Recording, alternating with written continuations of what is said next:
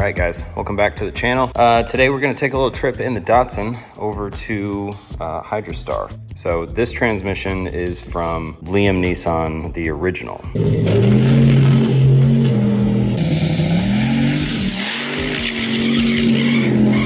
So this is the first transmission that we had in here. We got this from a buddy of ours, Jeff Boyd, a long time ago. It probably had around 700 passes on it. We beat the crap out of this thing. Now, we originally took this out because we thought it was hurt. Turns out it wasn't. It was the converter the whole time. So we're gonna take it to our buddy Nate over at Hydrastar to hopefully just get a once over. Let's see what 700 passes looks like on the inside and do a couple of upgrades because this is what we're gonna use in the El Camino.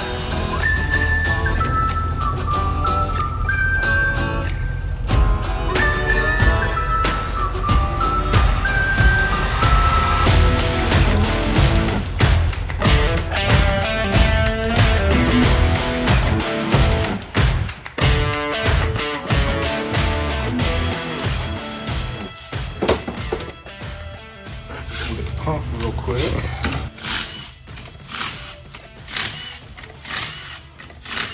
What do you usually look for just initially? So we're looking at pump wear along the face. Oh, okay. Make sure that the gear isn't pushed into the this stator support side. Gotcha.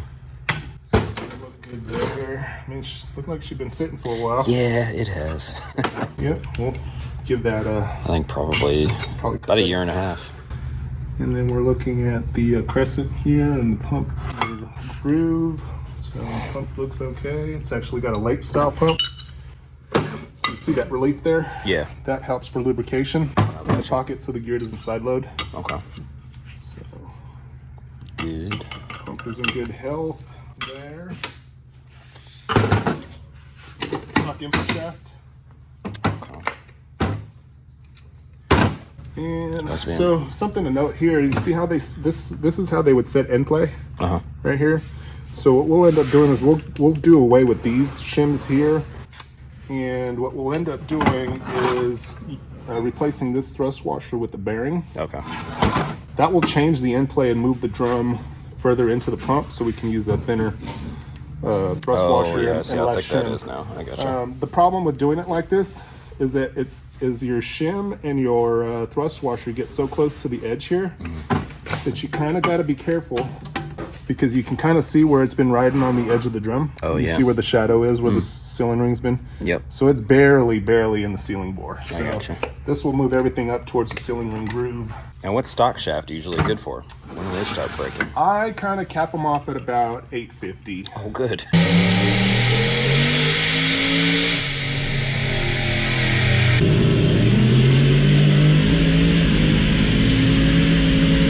Yeah. Whoops. Yeah. Because they just tend to break right there. Clean cut right there.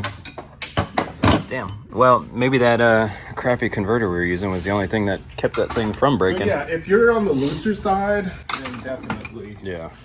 it kind of helps the situation. Yeah. We went to the other transmission, which I don't know. I think that one might have had a stock shaft in it too, but we went to that other transmission and then realized it was a converter. Then we got a better converter. So that one actually saw quite a bit more force.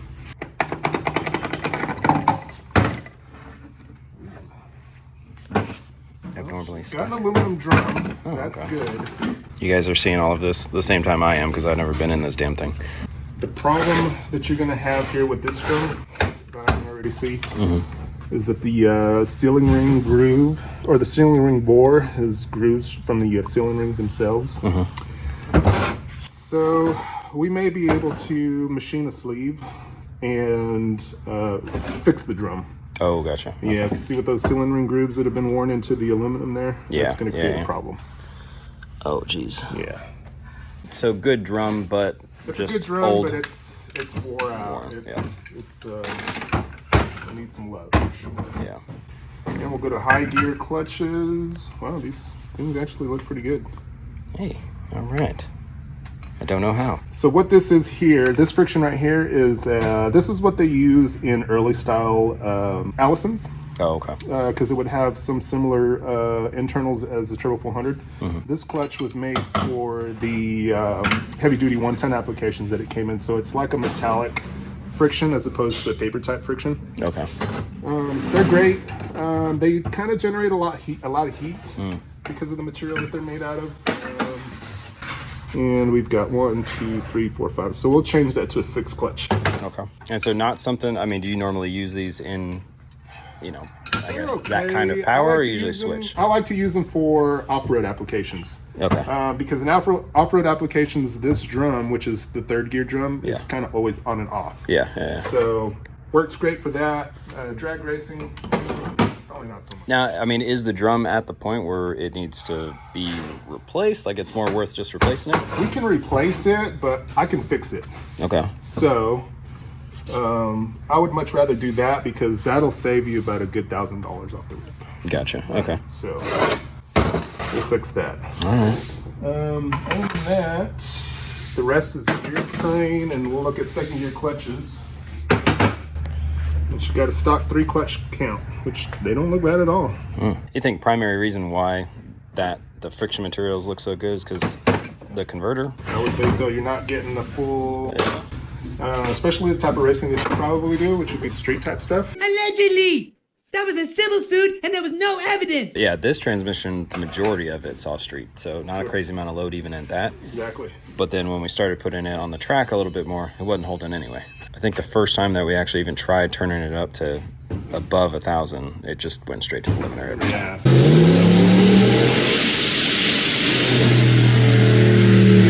Yeah. So I think the majority of it saw about like 850, 900. Sure, I can see that. That's about where it stayed, where it was actually holding. Everything else was like, you could just tell it was just hanging up on the, high RPMs. Going through each gear, 0 RPM drop. Are we respecking a converter for this setup, or? I'd like to use the same converter that we got right now. It's a 17.0 Hughes. Okay. Not a bolt together or anything. So hopefully we can continue using it. Okay. With the other transmission, I mean, it's working great for us as far as time on the brake, RPM drop at around the power that that we'll be going for in this. Perfect. What we'll probably end up doing is doing an internal cooler bypass. Okay. Okay, that'll give you some adjustability for converter stall. Won't be much, but it'll be something. I mean, it'll probably give you maybe 200 to 300 more RPM, depending on which way to go. What's the method to get the dump that has more of an impact? Because if we're going up to, let's say, Colorado or New Mexico or something like that, it's a decent amount of difference. We're talking like about 2.5 psi of atmospheric. So this thing sucks on the brake with this converter. Sure. We're going to do a lot of converter charge and lube modifications too, so we can keep the charge pressure stable. Okay. So we'd like to have this somewhere between 40 and 100 psi on the charge side at any given point. So lower charge pressure, the more stall you'll get out of the setup. Okay. So we'll have some adjustability for that. How much driving do you think you're going to do on this? She wants to do quite a bit of driving. Okay. So this is going to be my wife's car. Okay. We'll, race it primarily like trackside no prep or like radial prep, but she does want to drive it quite a bit. Hour and a half drives, basically. Yeah, if we can get that to work, then that'd be great. Sure. So we're going to set up a different cooler setup here to where this will be your monitor for charge pressure. Yeah, I was looking at that in that one. I hadn't actually seen that before. Similar to that. Okay. Yeah, where it dumps back into the case. So it won't go back through the pump. It'll dump back into the case, and that's how your cooler flow will go. Okay. So instead of your cooler flow return, we'll dump cool fluid back in the pan, as opposed to going back through the case. Gotcha. That makes sense. It makes it a little bit more easier to regulate those pressures also. Okay. Because if we were just to run this traditional style, there really wouldn't be too much adjustment there unless you're using the dump valve. Yeah. Okay. I gotcha. Which at some point, if you do have the dump, you're going to have that set up anyways. Yeah.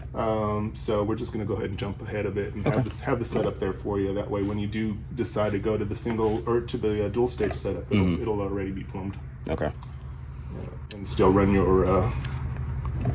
your single stage setup. So we think that single stage with that change will be, I guess, enough to make that difference of going up to higher altitude? Yes, because if I had to guess, with this pressure regulator spring and valve body setup and then the way that they have it built, you're probably seeing charge pressures in excess of 100. Okay. 150. So we're going to bring those back down to something manageable. So 80 to 100 is probably going to be the best, but if you need to dip down and gain some more RPM, then our threshold between that is 40 and 100. Okay. Cool. Yep. Yeah, I didn't think about that part of the changes that we make, making the converter act totally different even without the dump. I figured we were going right back to where we were and having the ability for the dump to be at least. Not with this, like I said, because the way everything's set up, it's going to have high charge. It makes more sense then, because the converter that we had in there, whenever I told everybody what it was, they were surprised that was working the way it was for us. Because theoretically, on paper, it should have been something totally different. They got a totally different transmission in there. It's acting completely different with that same converter, so that makes more sense. It's got an HD case as well, too, so that's great. Cool. This would have been the good case that came out of heavy-duty applications. Nice. So, you're good to go. Good pump, good drum, but needs some loving. Shaft might want to change that out as well, and then the modifications for the dump stuff. So before we even start anything, we'll start a build sheet after everything gets cleaned and inspected. We'll lay everything out on a clean bench, and we'll take a look at everything. We'll mic everything, make sure the pump gear is not too far in the pump body. We like to see no more than 2 thousandths in the groove, because then you'll start to see weird trans brake issues, line pressure fluctuations and stuff like that. So we want to make sure that we have a nice solid base there. But for the most part, you got good bones here. Sweet. What about pan? Oh yeah, that pan sucks. No. Put a different pan on it? Yeah, I was gonna ask you if you wanted me to get a pan or if you wanted to do it as part of the whole thing. Tell me what you want. We can make sure it happens. Yeah, just something with the drain plug, basically. That thing's a consistently leaking drain plug. Just a nice cast one, or we can do nice. Yeah, that one's fine. That's what we got on our other one. That worked great. That'll work then. So sweet. Well, appreciate it. Pretty easy.